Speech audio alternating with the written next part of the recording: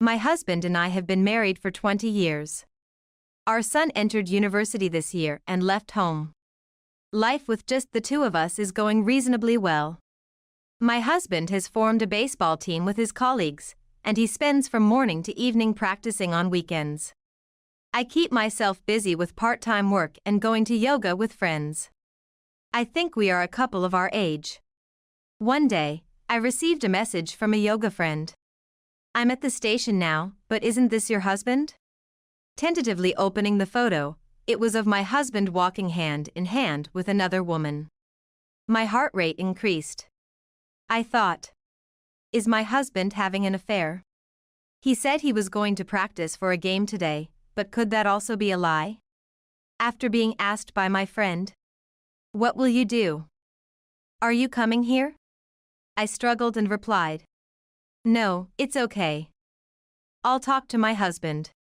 What should I do? I'm scared to ask my husband. What if he really is having an affair? What should I do? Divorce at this age. I worried. Can I continue living a peaceful life as before by pretending not to know? I questioned myself. Snapping back to reality, it was already 7 in the evening.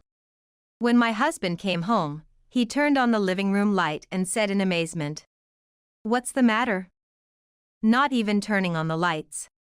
"Oh, sorry, I was sleeping." I lied, and he began to laugh and started washing his practice clothes. Seeing that, I thought he must have been practicing. Perhaps the photo earlier was a mistake. Did you stop anywhere else today, besides baseball practice? Not really. I thought you went to buy the new series you wanted. Ah, I haven't replaced it yet. The conversation ended there. My husband seemed as usual. I decided to believe that the photo was of someone else. Still, whenever he came home late from overtime or had to stay overnight on a sudden business trip, I doubted him. Bad things tend to continue. One day, I was stopping by the supermarket on my way home from part-time work. Then, my phone rang. It was from my brother. I hadn't spoken to him on the phone for many years. He informed me that our father's health was not good. He had suddenly collapsed at work, was taken to the hospital by ambulance, and after undergoing a thorough examination, was told he wouldn't last long. My mother had passed away a few years ago, and my father, now alone, had refused an offer from my brother and his wife to live together, insisting on living independently. I was shocked because he seemed fine when we spoke on the phone last week. I hung up, promising to visit him soon. That night, when my husband returned from work and I told him about my father, he looked sad. "So, your father is?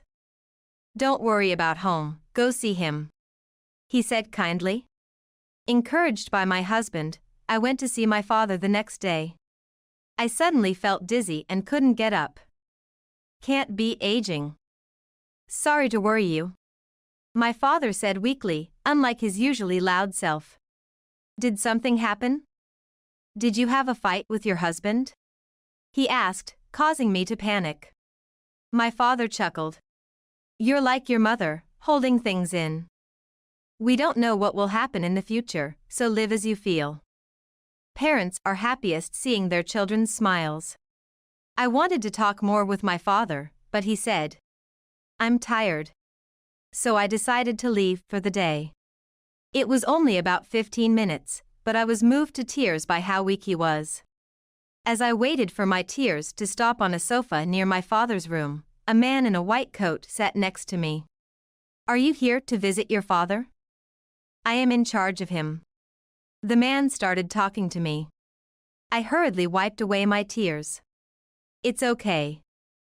You must have been surprised by the sudden news. Do you have any questions?" he offered, and patiently explained my father's condition and what to expect. He stayed with me until a nurse came to call me, which calmed me down significantly. Then, I went home and decided to call the friend who had sent the photo to talk. I thought I might have done something unnecessary. "I'm sorry for making you suffer," my friend said. "No, I'm glad you told me.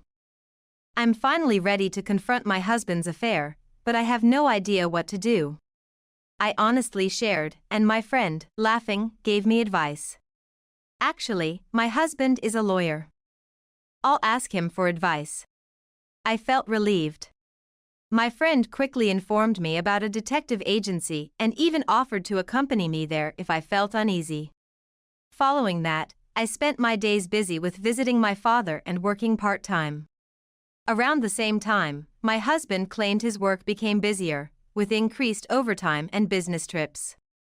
I found myself eagerly awaiting the investigation results due to my husband's suspicious behavior.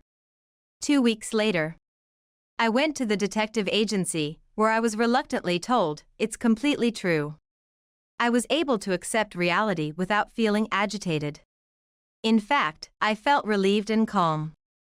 I was shown some of the many photos and had the past 2 weeks' activities explained to me. Hearing the audio recordings was dreadful. Baseball practice was only once a week, for 2 hours in the morning, and it was mentioned that the other employees usually return home immediately for their families.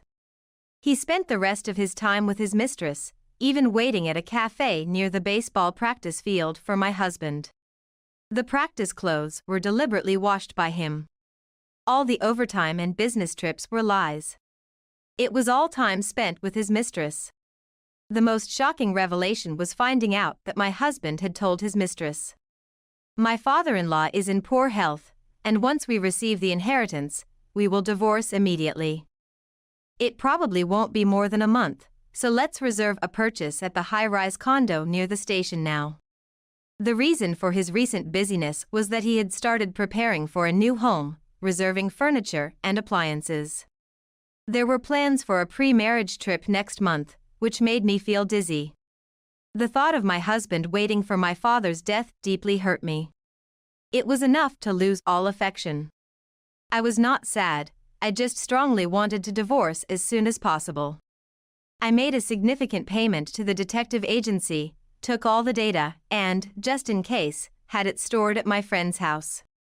Then, my friend introduced me to a lawyer.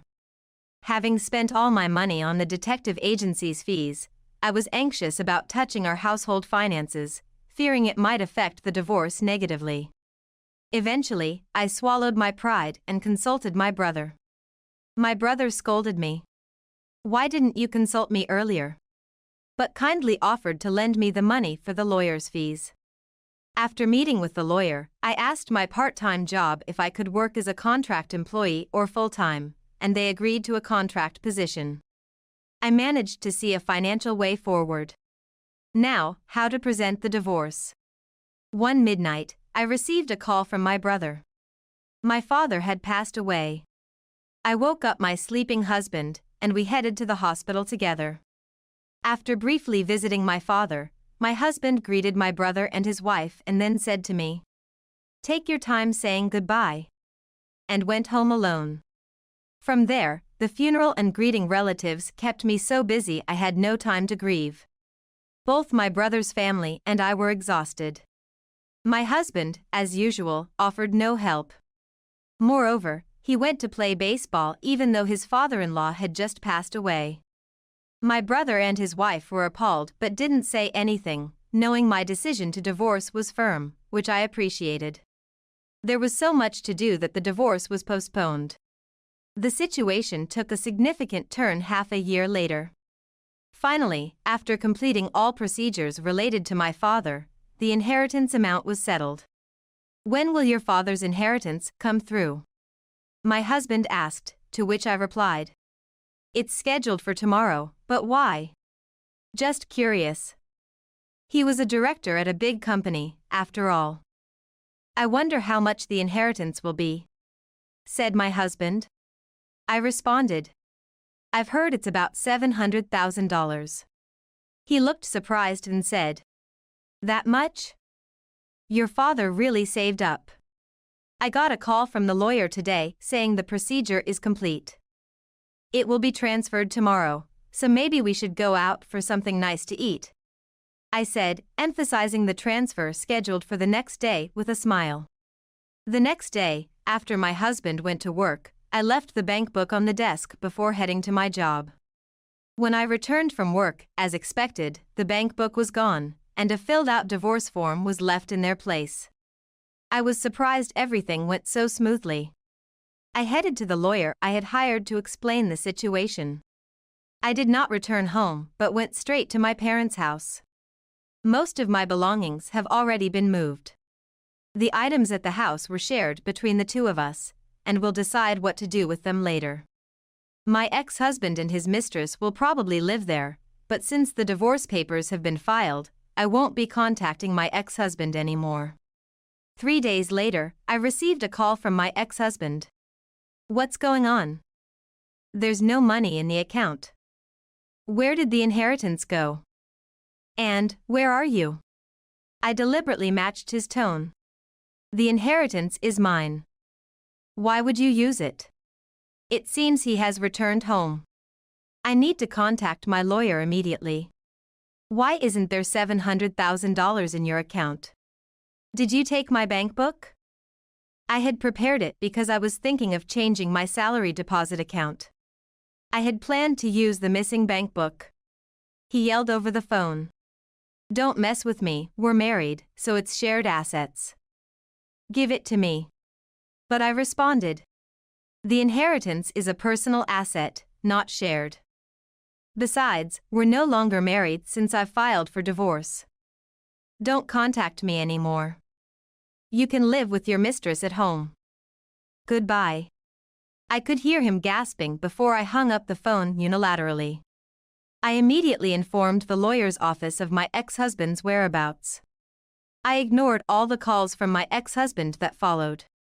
Reflecting on the past year's difficulties, I was amazed at how calm my heart felt now. When I finally checked the numerous messages, they ranged from complaints like, "What's this about compensation? If you knew about the affair, just say it," to apologies like, "Sorry, I was wrong. I want to talk things over." Without replying, I left my phone and went to work. Inside my bag was a new phone, which I would use from now on. Eventually, my lawyer said, "The other party insists on meeting." I agreed to a direct confrontation but chose a public place to avoid any privacy. My ex-husband and his mistress arrived on time at the designated location. Seeing them after about a month, they looked worn out. It was my first time meeting the mistress in person. She was a cute girl in casual clothes, 26 years old and working at a pastry shop, as I knew from the investigation. My ex-husband seemed confused. My lawyer and I just smiled wryly and explained. The inheritance is left to me by my father, and my husband has no rights to it.